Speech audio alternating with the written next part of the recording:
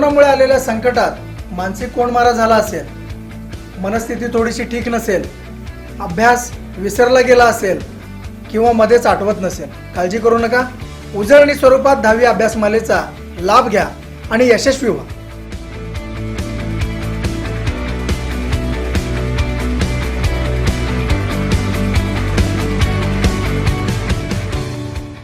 नमस्कार विद्यार्थी मित्रांनो, आता आपण प्रकरण 3 धातू आणि अधातू याची थोडक्यात उजळणी करूया. परीक्षेच्या दृष्टीने जे काही महत्त्वाचं असेल तेवढे पॉइंट्स आता आपण इथं घेऊयात.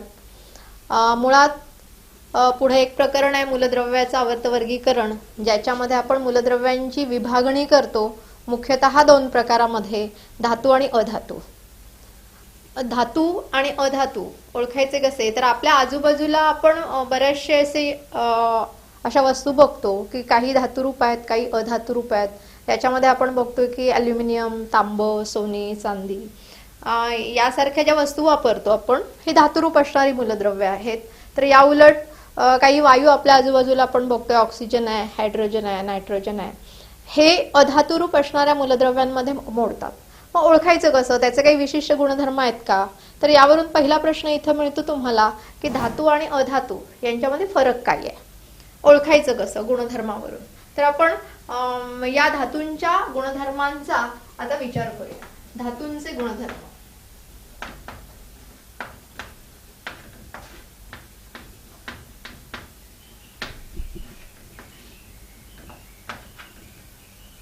पहिला गुणधर्म धातूंचा आपल्याला सांगता येतो की सामान्यपणे धातू जर आपण बघितलं तर धातू हे घनरूप स्थितीमध्ये असतात.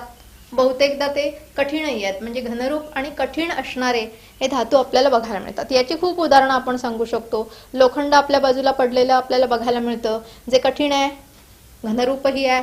त्यामुळे हा पहिला गुणधर्म इथे येतो की धातू हे कठीण आहेत आणि ते घनरूप सुद्धा आहेत. त्यानंतर दुसऱ्या पॉइंटचा आपण जेव्हा विचार करू तेव्हा धातूंना चकाकी असते. धातू हे चकाकतात. म्हणजे आपण सोनं घेतलं तर सोनं चकाकताना आपल्याला दिसतं. त्यामुळे या एका उदाहरणावरून आपण सांगू शकतो की धातूंचा पृष्ठभाग हा चकचकीत असतो. त्यामुळे चकाकी हा दुसरा गुणधर्म धातूंच्या बाबतीत आपण सांगू शकतो. त्यानंतर पुढच्या गुणधर्माचा जर आपण विचार केला तर त्यामध्ये उष्णता आणि विद्युत यांच्या वहनाच्या बाबतीतला गुणधर्म आपण घेऊ शकतो. धातूंच्या बाबतीत हे आपण बघू शकतो की धातूंमधून विद्युत प्रवाहाचं वहन चांगल्या पद्धतीनं होतं, म्हणजे धातू हे सुवाहक आहेत. तसंच उष्णतेचंही वहन चांगल्या पद्धतीनं केलं जातं. आता यातली भरपूर उदाहरणं आपण सांगू शकतो. आपण घरामध्ये वेगवेगळ्या धातूंची भांडी वापरतो. आता जेव्हा आपण ती गॅसवर ठेवतो त्यावेळी त्याच्यामधून उष्णतेचं वहन होतं आणि म्हणून अन्नपदार्थ आपल्याला शिजवून मिळतात. ते धातूंमधून उष्णतेचं वहन केलं जातं. दुसरं तर आपण सांगू शकतो विद्युत प्रवाह. आपण ही जी लाईट आपल्यापर्यंत विद्युत प्रवाह जो आपल्यापर्यंत आणून पोहोचवलेला दिसतोय, तो त्याच्यासाठी तांब्याची तार वगैरे वापरलेली दिसते. म्हणजे याच्यातून विद्युत प्रवाहाचं चांगल्या पद्धतीनं वहन झालेलं हे आपल्याला दिसून येतं. त्यामुळे हाही गुणधर्म त्यांचा सांगता येतो की धातू हे विद्युत आणि उष्णता,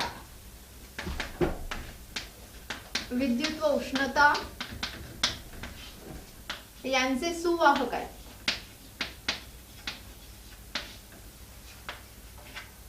चौथा गुणधर्म येईल तिथं 2 नवीन शब्द येतात. एक शब्द येतो वर्धनीयता आणि दुसरा येतो तन्यता.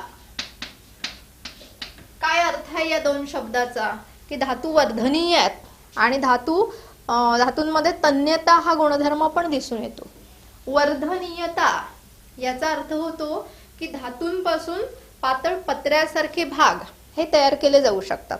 म्हणजे भांडी तयार केली जातात तर ती पत्रा तयार करून तयार केली जातात किंवा सोन्याचे दागिने तयार केले जातात, त्याच्यामध्ये पण पत्र्यासारखा भाग हा तयार केला जाऊ शकतो. त्यामुळे वर्धनीयता हा गुणधर्म इथं आपल्याला सांगता येईल की पातळ पत्र्यांसारखी रचना धातूंपासून तयार केली जाऊ शकते. पुढचा हा शब्द नवीन येतो तन्यता. तन्यता याचा अर्थ होतो की धातूंपासून बारीक तार ही तयार केली जाऊ शकते. अशा बऱ्याचशा तारा आपण बघतो, लोखंडापासून पण बारीक तारा या तयार केल्या जातात. त्यामुळे अशा या तारा तयार करता येणं जो हा गुणधर्म इथं आपल्याला दिसतो, या गुणधर्माला म्हटलं जातं तन्यता. त्यामुळे या गुणधर्मांमध्ये हे दोन शब्द तुमच्या दृष्टीने नवीन आहेत, त्यामुळे त्यांचा अर्थ लक्षात घ्या. वर्धनीयता आणि तन्यता. त्यानंतर पुढचा गुणधर्म येतो की धातू यांच्यामध्ये नादमयता असते. नादमयता म्हणजे काय, तर धातूंमधून ध्वनीची निर्मिती होऊ शकते. आता आपण शाळेमध्ये बघतो की बेल वाजते, शाळेची घंटा वाजते. तिथं काय केलं जातं, तर लोखंडाची बेल आहे ती, आणि त्याच्यावर जेव्हा टोला आदळवला जातो तेव्हा ध्वनीची निर्मिती होते. म्हणजे नादमयता, नाद हा निर्माण झालेला आपल्याला दिसून येतो. त्यामुळे धातूंच्या बाबतीत हाही गुणधर्म इथं लक्षात येईल की धातूंमध्ये नादमयतेचा गुणधर्म हा आहे. त्यामुळे धातूंच्या गुणधर्मांचा जर विचार आपण केला तर हे एवढे गुणधर्म हे आपल्याला इथं दिसून येतात. आता याच धातूंची तुलना जर आपण अधातूंशी करायला लागलो तर नेमका उलट प्रकार आपल्याला अधातूंच्या बाबतीत इथं बघता येईल. आता याच वरून जर आपण अधातूंचे गुणधर्म बघितले तर इथं आपण सांगू शकतो की अधातूच आहेत. हे अधातू हे थोडेसे काय म्हणू आपण की ठिसूळ असलेले हे बघायला मिळतील.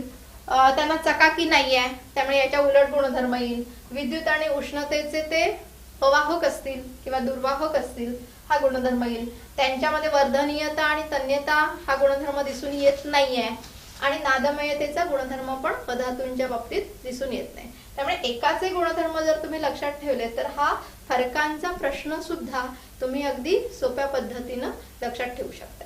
आता याच्यामध्ये पण काही अपवाद असलेले आपल्याला बघायला मिळतात.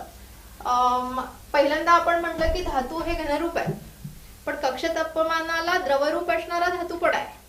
हा अपवाद आहे त्या धातूला असणारा. जो धातू आहे पारा, की जो कक्ष तापमानाला द्रवरूप अवस्थेत आपल्याला बघायला मिळतो. दुसरं म्हटलं की धातू हे कठीण आहेत, पण यालाही अपवाद आहेत की सोडियम, पोटॅशियम यासारखे धातू जर आपण घेतले तर ते धातू आपण चाकून सहजपणे कापू शकतो, म्हणजे ते मऊ आहेत. असे काही अपवाद धातूंमध्ये हे आपल्याला इथं बघायला मिळते. त्यानंतर पुढचा भाग येतोय की हे जे धातू आहेत या धातूंचे रासायनिक गुणधर्म काय आहेत. आता धातूंच्या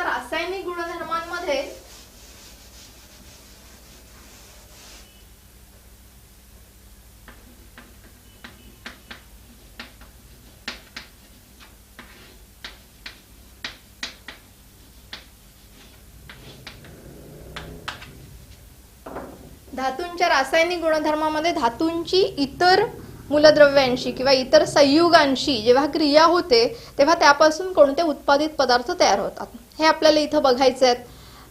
त्यामध्ये पहिलं येतं की धातूची ऑक्सिजनशी होणारी क्रिया. धातू अधिक ऑक्सिजन काय तयार होतं, तर आपण थोडक्यात या पद्धतीने लक्षात ठेवण्यासाठी लिहू शकतो की धातूची जेव्हा ऑक्सिजनशी क्रिया होते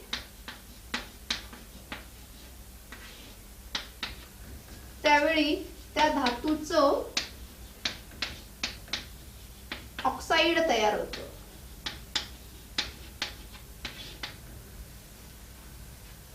सर्वसामान्यपणे अशी क्रिया आपण लिहू शकतो धातूच्या रासायनिक गुणधर्माबाबतीत. आता इथं जर आपण एखादं उदाहरण घेतलं तर सांगू शकतो की समजा कॉपर हा धातू आहे, Cu कॉपर हा धातू आहे, त्याची ऑक्सिजनशी क्रिया झाली O2, तर त्याच्यापासून त्या कॉपरचं ऑक्साईड तयार होईल. त्यामुळे या पद्धतीनं ऑक्सिजनशी होणारी क्रिया ही आपण इथे लिहू शकतो. आता धातूची ऑक्सिजनशी जी क्रिया होते त्याच्या बाबतीत पुढे आपण जाऊन सांगू शकतो की काही धातूंची ऑक्साइड्स जर घेतली तर ती धातूंची ऑक्साइड्स ही पाण्यात विरघळतात आणि पाण्यात विरघळून त्यापासून अल्कलीय ऑक्साइड्स किंवा अल्कलीय गुणधर्म हे आपल्याला त्या धातूंच्या ऑक्साइड्सचे दिसून येतात. त्यामध्ये असेही काही ऑक्साइड्स आहेत, याच्यावर मात्र एक प्रश्न नक्की विचारला जातो. त्यामध्ये ॲल्युमिनियमचं ऑक्साईड असेल किंवा झिंकचं ऑक्साईड असेल की ज्याला उभयधर्मी ऑक्साईड असं म्हटलं जातं. उभयधर्मी ऑक्साईड बऱ्याचदा हा प्रश्न परीक्षेला विचारला जातो, त्यामुळे ही नावं लक्षात घ्या. ॲल्युमिनियमचं ऑक्साईड किंवा झिंक ऑक्साईड ज्याला उभयधर्मी ऑक्साईड असं म्हणतात, कारण ते अल्कलीय आणि आम्लीय गुणधर्म दोघांचेही गुणधर्म दर्शविणारं असं आहे आणि म्हणून त्यांना उभयधर्मी असं म्हटलं जातं. त्यानंतर असेही काही धातू आहेत की जे हवेमध्ये ठेवले तर ऑक्सिजनशी पटकन क्रिया करतात, जास्त क्रियाशील असणारे आहेत आणि म्हणून ते तसेच हवेमध्ये ठेवत नाहीत. त्यामध्ये आपण सोडियम आणि पोटॅशियम सारखे धातू सांगू शकतोय की हे जे धातू आहेत हे धातू नेहमी रॉकेलमध्ये बुडवून ठेवले जातात. आता रॉकेलमध्ये बुडवून ठेवण्याचे कारण काय, तर ते नुसतेच ठेवले तर ऑक्सिजनशी पटकन क्रिया करतात, त्याचा ऑक्साईड तयार होईल. पुढे आपण बघणार आहोत की त्यांची पाण्याशी पण क्रिया होते आणि त्याच्यापासून हायड्रोजन वायू पण मुक्त होतो. म्हणजे ते नुसत्या तशा स्थितीमध्ये स्थिर नाही आहेत, रॉकेलशी त्यांची क्रिया होत नाही आणि म्हणून ते रॉकेलमध्ये बुडवून ठेवताना हे आपल्याला दिसून येतात. त्यामुळे हा एक वेगळा प्रकार. आणि असेही काही धातू आहेत की जे ऑक्सिजनशी क्रियाच करत नाहीत, हवेमध्ये क्रियाच करत नाहीत, ज्याच्यामध्ये आपण सोन्या चांदीचा समावेश करू शकतो किंवा सोन्या चांदी या धातूंची उदाहरणं देऊ शकतो की त्यांची हवेतील ऑक्सिजनशी क्रिया होत नाही आणि म्हणून आपण सर्रासपणे सोन्या चांदीचे दागिने अगदी सहजपणे वापरतो. नाहीतर बदल झाला असता, पण असं काही आपल्याला दिसत नाही. हा झाला पहिला गुणधर्म. त्यानंतर दुसरा गुणधर्म येतो की धातूची पाण्याशी क्रिया.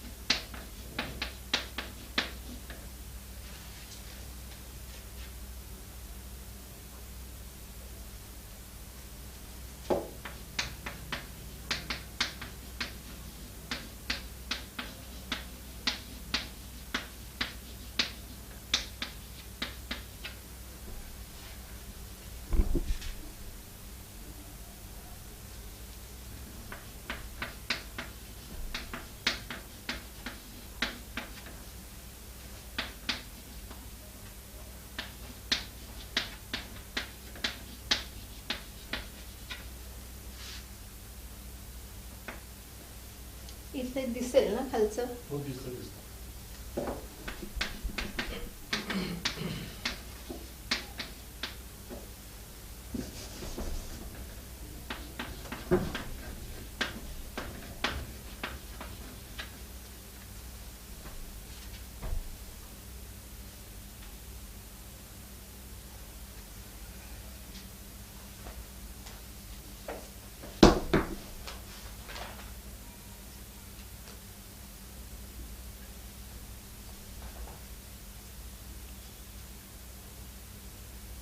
बरं, हा दुसरा गुणधर्म येतो की धातूची पाण्याशी क्रिया.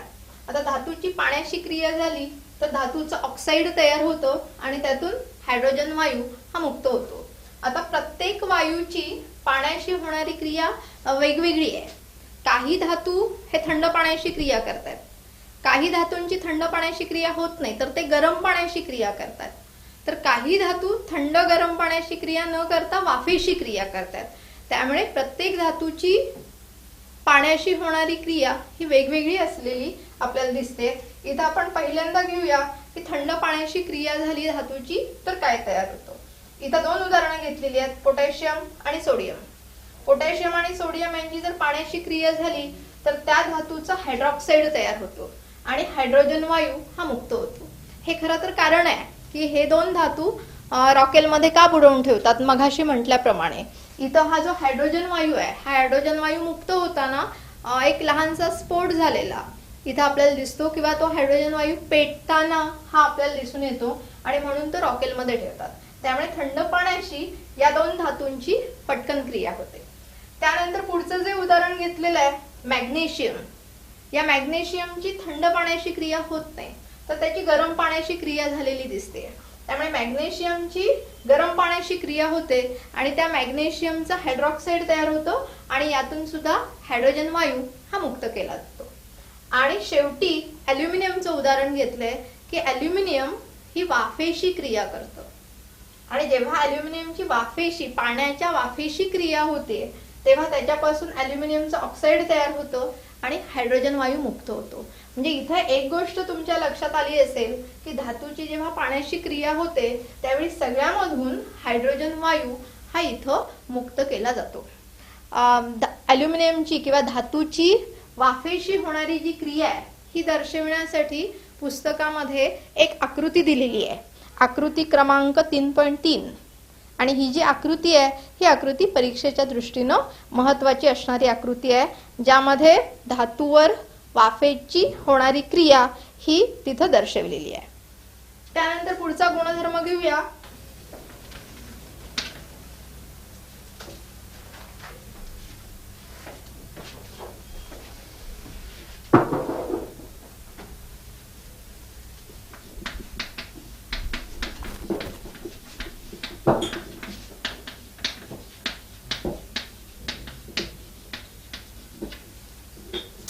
पुढचा गुणधर्म इथे येतो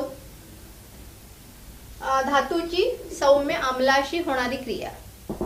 धातूची सौम्य आम्लाशी क्रिया झाली तर त्यापासून क्षार तयार होतो आणि हायड्रोजन वायू त्यातून मुक्त होतो. आता आम्ल ही इथं 3 प्रकारची घेतलेली आहेत. एक तर सौम्य हायड्रोक्लोरिक आम्ल आहे, सौम्य नायट्रिक आम्ल आहे आणि सौम्य सल्फ्युरिक आम्ल आहे. या तिन्ही सौम्य आम्लांची ज्यावेळी क्रिया होईल त्यावेळी त्यांच्यानुसार क्षार तयार झालेले आणि हायड्रोजन वायू मुक्त झालेला हा दिसून येईल. इथं उदाहरण घेतलंय जस्त, झिंक. या झिंकची जेव्हा सौम्य HCl शी हायड्रोक्लोरिक आम्लाशी क्रिया होते त्यावेळी त्या जस्ताचं क्लोराईड तयार होतं आणि हायड्रोजन वायू हा मुक्त केला जातो. दुसरं उदाहरण घेतलंय मॅग्नेशियम. मॅग्नेशियमची सौम्य नायट्रिक आम्लाशी HNO3 नायट्रिक आम्लाशी क्रिया होते आणि त्यापासून त्या मॅग्नेशियमचं नायट्रेट तयार होतं आणि हायड्रोजन वायू हा मुक्त केला जातो. आणि तिसरं आम्ल इथं घेतलंय सल्फ्युरिक आम्ल. इथं उदाहरण घेतलंय लोखंड Fe. या लोखंडाची सौम्य सल्फ्युरिक आम्ल H2SO4 शी क्रिया होऊन त्या लोखंडाचं सल्फेट तयार होतं आणि हायड्रोजन वायू हा मुक्त केला जातो. याच्यात पण सगळीकडे आपल्याला एक दिसतं कॉमन मध्ये, हे सगळे क्षार तयार झालेले आहेत पण सगळीकडे इथं हायड्रोजन मुक्त झालेला हा दिसतो. आणि म्हणून आपण सामान्यपणे हे लिहिलं की जेव्हा धातूची आम्लाशी क्रिया होते त्यावेळी त्याच्यातून हायड्रोजन वायू हा मुक्त केला जातो. त्यानंतर पुढचा गुणधर्म जो तुम्ही खरं तर पहिल्या प्रकरणामध्ये बघितलेला आहे पण इथं पुन्हा एकदा तो दिलेला आहे, ती म्हणजे विस्थापन क्रिया. विस्थापन क्रियेचा गुणधर्म इथं दिलाय. विस्थापन क्रिया, एक धातू दुसऱ्या धातूला विस्थापित करतो.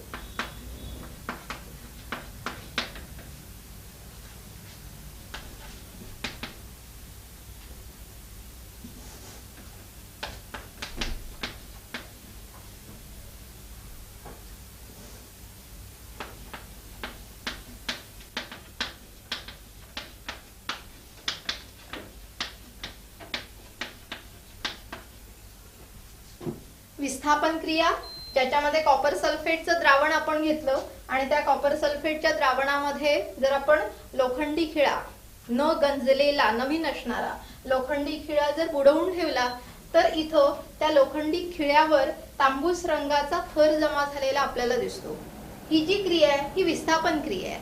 मग या विस्थापन क्रियेमध्ये काय घडतं तर कॉपर सल्फेट मधलं हा जो धातू आहे कॉपर, तांबे हा जो धातू आहे या तांब्याला लोखंडानं विस्थापित केलं, बाजूला काढलं आणि म्हणून त्या तांब्याचा थर जमा झालेला हा आपल्याला इथं दिसतो. याचा अर्थ लोखंड हे जास्त क्रियाशील आहे, त्या मानानं कॉपर हे कमी क्रियाशील आहे. त्यामुळे जास्त क्रियाशील धातूनं कमी क्रियाशील धातूला विस्थापित केलेलं हे आपल्याला इथं दिसतं. त्यामुळे ही क्रिया सुद्धा इथं दिलेली आहे. आणि त्यानंतर पुढची क्रिया येते ती म्हणजे धातू आणि अधातू यांची क्रिया.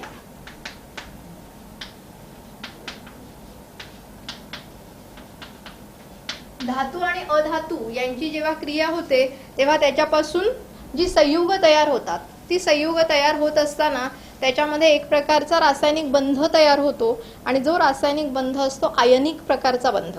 त्यामुळे धातू आणि अधातूंच्या क्रियेमध्ये आयनिक बंधाची निर्मिती होते आणि त्यापासून जी संयुग तयार होतात ज्यांना म्हटलं जातं आयनिक संयुग. मग हा जो आयनिक बंध तयार झालेला आहे, हा आयनिक बंध इथं धातू अधातूंमध्ये कसा तयार होतो हे आपल्याला एका उदाहरणावरून बघायचं आहे. आपण उदाहरण घेऊया सोडियम क्लोराईडचं. सोडियम क्लोराईड हे आयनिक संयुग आहे आणि हे आयनिक संयुग तयार होत असताना जो आयनिक बंध तयार झालेला आहे, हा आयनिक बंध कसा तयार होतो. याच्यामध्ये पुन्हा डॉट रचना पुन्हा येते की डॉट रचनेचा उपयोग करून आयनिक बंधाची निर्मिती इथे आपण सांगू शकतो. मुळात आयनिक बंध कसा निर्माण होतो तर प्रत्येक मूलद्रव्य ही बाह्यतम कक्षेमध्ये अष्टक रचना पूर्ण करण्याच्या दृष्टीनं इलेक्ट्रॉनची देवाणघेवाण करतो. एक मूलद्रव्य दुसऱ्याला इलेक्ट्रॉन देतं, दुसरं ते स्वीकारतं आणि यापासून जो बंध तयार होतो ज्याला आपण आयनिक बंध असं म्हणतो. उदाहरणार्थ आपण घ्यायला गेलो तर सोडियम आहे. सोडियमचा अणुक्रमांक 11 आहे. 11 वरून त्याची इलेक्ट्रॉन मांडणी जर आपण घेतली तर इलेक्ट्रॉन मांडणी या पद्धतीनं होते 2 8 1. सोडियमच्या बाह्यतम कक्षेमध्ये एक इलेक्ट्रॉन आहे, त्याला आपली अष्टक रचना पूर्ण करायची आहे, त्याला एक इलेक्ट्रॉन द्यावा लागेल. जर त्याने एक इलेक्ट्रॉन दिला दुसऱ्याला तर त्याच्या बाह्यतम कक्षेमध्ये 8 इलेक्ट्रॉन राहतील, त्याची अष्टक रचना पूर्ण होईल आणि त्यापासून सोडियम हा धनभारित आयन तयार झालेला हा दिसेल. या सोडियम धनभारित आयनची इलेक्ट्रॉन मांडणी कशी होईल तर त्याची इलेक्ट्रॉन मांडणी या पद्धतीनं होईल 2 8. इथला जो एक इलेक्ट्रॉन होता तो त्यानं दिला आणि दिल्यामुळे त्याची इलेक्ट्रॉन मांडणी 2 8 या पद्धतीनं राहिली. या उलट आपण क्लोरीन घेतला. क्लोरीनचा अणुक्रमांक 17 आहे. 17 वरून त्याची इलेक्ट्रॉन मांडणी ही 2 8 7 या पद्धतीनं होते. आता याच्या बाह्यतम कक्षेमध्ये 7 इलेक्ट्रॉन आहेत, याला आपली अष्टक रचना पूर्ण करायची आहे तर एक इलेक्ट्रॉन पाहिजे आहे आणि त्यामुळे तो एक इलेक्ट्रॉन सोडियम कडून घेईल, त्याच्या बाह्यतम कक्षेमध्ये 8 इलेक्ट्रॉन पूर्ण होतील आणि तो ऋणभारित आयन बनेल. त्यामुळे हा एक इलेक्ट्रॉन स्वीकारेल आणि यानं जर एक इलेक्ट्रॉन स्वीकारला तर तो ऋणभारित आयन तयार झाला आणि या ऋणभारित आयनची इलेक्ट्रॉन मांडणी ही 2 8 8 या पद्धतीनं झालेली ही आपल्याला दिसून येईल. आता इथं जे धनभारित आयन्स आणि ऋणभारित आयन्स तयार झालेत हे विरुद्ध भार त्यांच्यामध्ये असल्यामुळे त्यांच्यामध्ये एक प्रकारचा आकर्षण एक प्रकारचं निर्माण होतं आणि त्यापासून जे संयुग तयार होतं, ज्या संयुगाला आपण म्हणतो सोडियम क्लोराईड, या पद्धतीनं हे आयनिक संयुग तयार झालेलं हे आपल्याला दिसतं. आता इथं अजून एक रासायनिक गुणधर्म धातूंचा आणि अधातूंचा सांगता येतो की सोडियम हा धातू आहे, त्यानं इलेक्ट्रॉन दुसऱ्याला दिला म्हणजे धातूंमध्ये इलेक्ट्रॉन देण्याची प्रवृत्ती असते आणि त्यामुळे ते विद्युत धनभारित बनतात. या उलट अधातू इलेक्ट्रॉन स्वीकारतात आणि म्हणून ते विद्युत ऋणभारित बनतात. त्यामुळे हे गुणधर्म पण धातू अधातूंचे इथे आपण सांगू शकतो. हा भाग याच्यावरून इलेक्ट्रॉन डॉट रचना ही पण काढली जाऊ शकते. आता ही जी आयनिक संयुग इथं तयार झालेली आहेत, या आयनिक संयुगांचे गुणधर्म काय तर आयनिक संयुगांचे गुणधर्म बघत असताना याच्यामध्ये पण काही महत्वाचे पॉइंट्स येतील की आयनिक संयुग कशी आहेत. बर, याच्या पुढे आयनिक संयुगांचे काही गुणधर्म आपण बघूया. पहिला गुणधर्म इथे येतो की आयनिक संयुग ही घनरूप स्थितीमध्ये आपल्याला आढळतात. बहुतेक ती ठिसूळ आहेत पण काही आयनिक संयुग ही कठीण असणारी पण ही असतात. त्यानंतर दुसरा गुणधर्म त्याचा येतो की आयनिक संयुगांचे विलय बिंदू आणि उत्कलन बिंदू हे उच्च आहेत, खूप आहेत, मोठे आहेत. त्यानंतर आयनिक संयुग सगळी पाण्यामध्ये विद्राव्य आहेत म्हणजे पाण्यामध्ये ती विरघळतात, पण सेंद्रिय द्रावकामध्ये मात्र ती अविद्राव्य आहेत म्हणजे सेंद्रिय द्रावकामध्ये मात्र ती विरघळत नाहीत. जेव्हा द्रावणाच्या स्वरूपामध्ये संयुग असतो त्यावेळी त्याच्यातून विद्युत वाहकता निर्माण झालेली ही आपल्याला दिसते. घनरूप स्थितीमध्ये जेव्हा हे आयनिक संयुग असतं तेव्हा मात्र त्यातून विद्युत प्रवाहाचं वहन होत नाही. याच्यावर आधारित एक शास्त्रीय कारण तुम्हाला विचारलं जाऊ शकतं की घनरूप स्थितीमधील आयनिक संयुगातून विद्युत प्रवाहाचं वहन का होत नाही. तर त्याचं कारण आपण इथं सांगू शकतो की जेव्हा घनरूप स्थितीमध्ये आयनिक संयुग असतात तेव्हा त्याच्यामध्ये असणारे धनभारित आणि ऋणभारित आयन्स हे सेपरेट होत नाहीत, वेगळे होत नाहीत. आणि हे वेगळे न झाल्यामुळे विद्युत प्रवाह वाहून नेणारे आयन्सच नाही आहेत त्यामध्ये. या उलट जेव्हा ही आयनिक संयुग पाण्यामध्ये विरघळतात, विद्राव्य होतात, तेव्हा मात्र त्याच्यामध्ये असणारे जे आयन्स आहेत हे आयन्स धनभारित आणि ऋणभारित आयन्स हे वेगळे होतात. आणि धनभारित ऋणभारित आयन्स वेगळे झाल्यामुळे त्याच्यातून विद्युत प्रवाहाचं वहन हे केलं जाऊ शकतं. त्यामुळे हा महत्वाचा गुणधर्म आयनिक संयुगांचा इथं सांगितला जाऊ शकतो. त्यानंतर पुढचा भाग येतो की हे जे धातू आहेत त्या धातूंचं निष्कर्षण कसं केलं जातं, म्हणजे धातू मिळवला कसा जातो. मुळात निसर्गामध्ये बहुतेक धातू जे आहेत ते धातुकाच्या स्वरूपामध्ये आपल्याला आढळतात आणि या धातुकांपासून ते धातू मिळवले जातात. ही जी प्रक्रिया आहे ज्याला म्हटलं जातं धातूंचं निष्कर्षण करणं. आता धातूंचं जे निष्कर्षण केलं जातं ते धातूंचं निष्कर्षण 3 टप्प्यामध्ये पूर्ण केलं जातं. त्याच्यामध्ये पहिला टप्पा येतो की ते जे धातूक जमिनीमधून खाणींमधून मिळालेले जे धातूक आहे त्या धातूची संपन्नावस्था किंवा त्या धातूची तीव्रता ही पहिल्या टप्प्यामध्ये वाढविली जाते. आता धातूची तीव्रता वाढवणं किंवा संपन्नावस्था वाढवणं याचा अर्थ काय, तर जेव्हा ते धातूक खाणींमधून काढलं जातं बाहेर तेव्हा त्याच्याबरोबर इतर पण नको असणारे पदार्थ आहेत, मातीसारखे वाळूसारखे नको असणारे पदार्थ आहेत, हे पहिल्या टप्प्यामध्ये बाजूला काढले जातात आणि नुसतं धातूक हे मिळवलं जातं. आता हे जे धातूक मिळवलेलं आहे या धातुकापासून त्या धातूचं निष्कर्षण केलं जातं. पण हे करत असताना सुद्धा तो जो धातू आहे त्या धातूच्या क्रियाशीलतेनुसार वेगवेगळ्या पद्धतींचा उपयोग हा धातूच्या निष्कर्षणामध्ये हा केला जातो. काही धातू हे अतिक्रियाशील आहेत, म्हणजे जसं आपण मगाशी घेतलं की सोडियम पोटॅशियम सारखे धातू आहेत की ते अतिक्रियाशील आहेत, त्यांची निष्कर्षणाची पद्धत थोडीशी वेगळी असेल.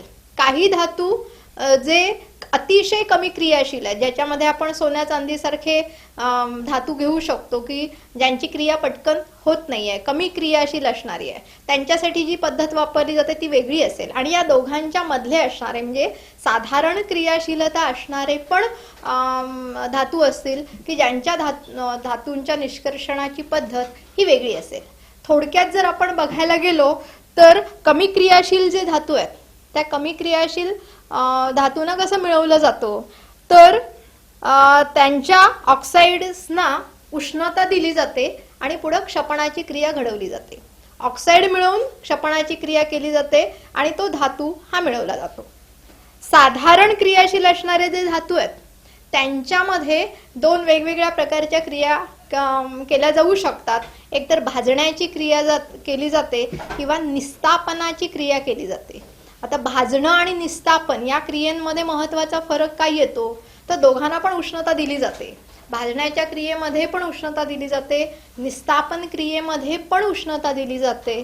पण भाजण्याच्या क्रियेमध्ये जी उष्णता दिली जाते त्याच्यामध्ये जास्तीत जास्त ऑक्सिजनचा समावेश असणारा, म्हणजे भरपूर मोठ्या प्रमाणात ऑक्सिजनची उपलब्धता आहे अशा स्थितीमध्ये भाजण्याची क्रिया केली जाते, म्हणजे हवेचा खूप पुरवठा तिथं असतो. या उलट जर आपण निस्तापनाची क्रिया घेतली तर निस्तापन क्रियेमध्ये मात्र हवेच्या अपुऱ्या पुरवठ्यामध्ये ते धातूक भाजलं जातं आणि त्यापासून धातू हा मिळवला जातो. त्यामुळे साधारण क्रियाशील मूलद्रव्यांमध्ये ही क्रिया ही आपल्याला बघता येते. भाजणं आणि निस्तापन क्रियेतून ऑक्साईड्स मिळवली जातात आणि त्याचं पुन्हा क्षपण केलं जातं आणि त्या क्षपणातून तो धातू हा मिळवला जातो. आणि राहिलं उच्च क्रियाशील धातू, हे जे उच्च क्रियाशील धातू आहेत हे उच्च क्रियाशील धातू विद्युत अपघटन क्रियेने हे मिळवले जातात. त्यामुळे धातूंचं जे निष्कर्षण केलं जातं त्या धातूंच्या निष्कर्षणामध्ये वेगवेगळ्या पद्धतींचा वापर इथं केला जातो. हा झाला दुसरा टप्पा. आणि शेवटचा निष्कर्षणामधला टप्पा येतो की जो धातू मिळालेला आहे तो 100% शुद्ध नसतो, म्हणजे त्या धातूचं शुद्धीकरण करावं लागतं. आता धातूंचं शुद्धीकरण करण्याची जी महत्त्वाची क्रिया आहे, ज्या क्रियेला म्हटलं जातं विद्युत पृथक्करण पद्धत.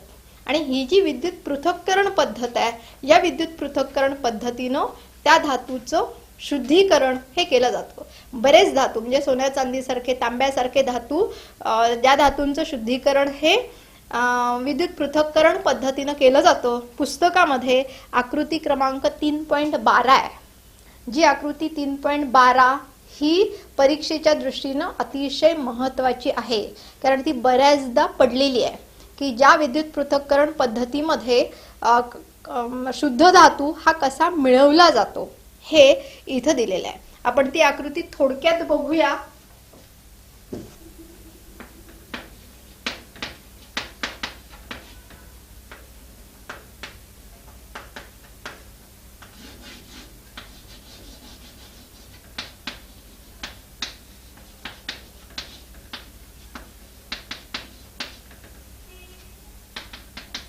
या पद्धतीनं आकृती येते, आकृती क्रमांक 3.12, ज्याच्यामध्ये ज्या धातूचं शुद्धीकरण करायचं आहे त्या धातूपासून जाड पट्टी ही बनवली जाते. ज्याच्यावर धातू मिळवायचा आहे, जी शुद्ध धातूची पट्टी आहे ती पातळ पट्टी असते, जी कॅथोड म्हणून कार्य करते. अशुद्ध धातूची पट्टी एनोड म्हणून कार्य करते. आणि या कॅथोड आणि एनोड या दोन्हीही पट्ट्या त्याच धातूच्या द्रावणामध्ये या बुडवलेल्या आपल्याला इथं दिसतात. हे विद्युत प्रवाहाला जोडलेलं इथं दिसतंय. ज्यावेळी याच्यातून विद्युत प्रवाह चालू होतो त्यावेळी याच्यामध्ये असणारा जो अशुद्ध धातू आहे तो अशुद्ध धातू या पट्टीतून बाहेर पडतो, या द्रावणामध्ये विरघळतो आणि तो या पट्टीवर जमा व्हायला सुरुवात होतो. आणि या पद्धतीनं पूर्ण धातू या कॅथोडवर जमा झाला की विद्युत प्रवाह खंडित केला जातो आणि या कॅथोडवर अगदी 99.99% इतक्या शुद्ध प्रमाणात धातू हा मिळवला जाऊ शकतो. ही पद्धत ज्याला म्हटलं जातं विद्युत पृथक्करण पद्धत. त्यामुळे या 3 टप्प्यामध्ये धातूंचं निष्कर्षण हे केलं जातं. आता हे जे धातू आहेत या धातूंच्या पुढच्या गुणधर्मामध्ये खरं तर तुम्ही हे पहिल्या दुसऱ्या प्रकरणामध्ये बघितलेलं आहे की धातूंवर गंज चढतो. धातूंवर गंज चढतो म्हणजे काय, तर धातूंवर थर जमा होतो. आता हे जे थर आहेत हे वेगवेगळ्या पद्धतीने आहेत. म्हणजे वेगवेगळी उदाहरणं आपण इथं घेऊ शकतो की तांबा आहे, तांब्यावर हिरवट रंगाचा थर जमा होतो, म्हणजे त्या तांब्याचं कार्बोनेट तिथं तयार होतो. तांब्याची कार्बन डायऑक्साईडशी क्रिया तिथं झालेली आपल्याला दिसते. किंवा चांदी आपण घेतली ती काळपट पडलेली आपल्याला दिसते की त्या चांदीची गंधकाशी क्रिया होते आणि त्या चांदीचं सल्फाईड तयार होतं आणि हा काळसर रंगाचा थर त्याच्यावर जमा झालेला दिसतो. एकूण धातू हे गंजताना हे आपल्याला दिसतात. मग गंजू नयेत म्हणून काय प्रतिबंध केला जातो, तर मागच्या प्रकरणामध्ये पण आपण बघितलेलं आहे की त्याच्यावर ग्रीस लावला जातो, रंग लावला जातो किंवा डांबर यासारख्या पदार्थांचा उपयोग केला जातो आणि गंज चढण्यापासून वाचवता येऊ शकतो. पण इथं अजून 2 पद्धती वेगळ्या दिलेल्या आहेत. एक घेतलेली आहे गॅल्वनायझिंग प्रक्रिया. आता गॅल्वनायझिंग पद्धतीनं प्रतिबंध कसा केला जातो, तर गॅल्वनायझिंग मध्ये जे स्टील आणि लोखंड आहे, ज्या स्टील आणि लोखंड धातूवर जस्ताचा थर दिला जातो, झिंकचा थर दिला जातो आणि त्यापासून ते स्टील किंवा ते लोखंड हे गंजण्यापासून वाचवलं जातं. ही जी पद्धत आहे ज्याला म्हटलं जातं गॅल्वनायझिंग पद्धत. त्यामुळे या पद्धतीनं सुद्धा गंजाला प्रतिबंध केला जाऊ शकतो. आणि एक शेवटची पद्धत इथे येते की धातूंपासून मिश्र धातू तयार केले जातात आणि त्यामुळे सुद्धा धातू गंजणं हे थांबवता येऊ शकतं. मग मिश्र धातू म्हणजे काय, तर मिश्र धातू याचा अर्थ होतो की अनेक धातू एकत्र मिसळायचे आणि त्यापासून नवीन मिश्र धातू हा तयार करायचा. किंवा काही वेळा धातूंमध्ये अधातू सुद्धा मिसळले जातात आणि त्यापासून मिश्र धातू हे तयार केले जातात. त्यामुळे धातू आणि धातू किंवा धातू आणि अधातू यांचं जे एकजिनसी मिश्रण आहे, ज्या एकजिनसी मिश्रणाला म्हटलं जातं मिश्र धातू. आणि हे मिश्र धातू तयार करून गंजण्याची प्रक्रिया ही थांबवता येऊ शकते. उदाहरण सांगायचं झालं तर आपण घरामध्ये स्टेनलेस स्टील वापरतो. स्टेनलेस स्टीलची भांडी आपण वापरतो. हे जे स्टेनलेस स्टील आहे हा मिश्र धातू आहे. कोणाकोणापासून बनलेला आहे तर त्याच्यामध्ये लोखंड आहे, कार्बन आहे, निकेल आहे, क्रोमियम आहे. या सगळ्यांपासून बनवलेला हा मिश्र धातू आहे स्टेनलेस स्टील. त्यानंतर आपण पितळेची भांडी वापरतो. पितळ हा पण मिश्र धातू आहे. त्याच्यामध्ये तांबं आणि जस्त मिसळलेलं असतं आणि त्याच्यापासून हा मिश्र धातू तयार केला जातो. त्यानंतर ब्रॉन्झ, आपल्याला ब्रॉन्झ मेडल माहिती आहे, आपण मेडल मिळवतो, ब्रॉन्झ मेडल असतं. याच्यामध्ये तांबं आणि कथिल आहे की ज्याच्यापासून हा मिश्र धातू बनवलेला आहे ब्रॉन्झ. त्यामुळे मिश्र धातू या पद्धतीनं बनवले जाऊ शकतात. दुसरं आपण उदाहरण घेऊ शकतो जे आपल्याला नेहमीच माहिती असणारं उदाहरण आहे की सोनं आहे. शुद्ध सोनं म्हणजे आपण म्हणतो की 24 कॅरेटचं सोनं आहे, हे अतिशय शुद्ध असणारं सोनं आहे, पण ते मऊ असतं आणि म्हणून त्या 24 कॅरेटच्या सोन्यापासून दागिने बनवले जात नाहीत. तर त्याच्यामध्ये थोड्याफार प्रमाणात तांबं मिसळलं जातो आणि सोनं आणि तांबं यांचं मिश्रण करून दागिने बनवले जातात. भारतामध्ये जर आपण बघितलं तर याला आपण 22 कॅरेटचं सोनं म्हणतो आणि या 22 कॅरेटच्या सोन्यापासून मग असे दागिने हे बनवलेले आपल्याला दिसतात जे टिकायला मजबूत आहेत. म्हणजे थोडेसे कठीण, मऊपणा त्याचा कमी केला जातो शुद्ध सोन्याचा आणि त्यापासून हे दागिने हे बनवता येऊ शकतात.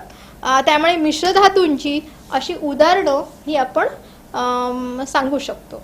धातू आणि अधातू या प्रकरणामध्ये एवढे महत्त्वाचे भाग इथे येतात. यांच्यामध्ये तुम्हाला जो अभ्यास करायचा आहे ते एकतर फरक बघायचा आहे, धातू आणि अधातूंमधले फरक काय आहेत.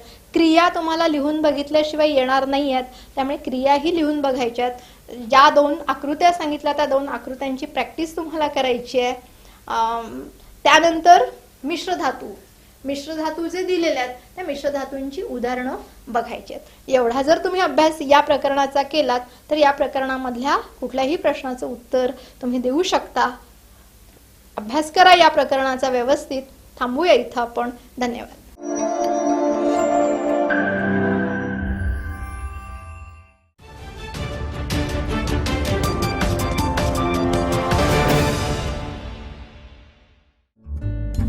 सबस्क्राईब करा तरुण भारत न्यूज चॅनलला आणि ताज्या घडामोडी सर्वात आधी जाणून घेण्यासाठी बेल आयकॉनवर क्लिक करा.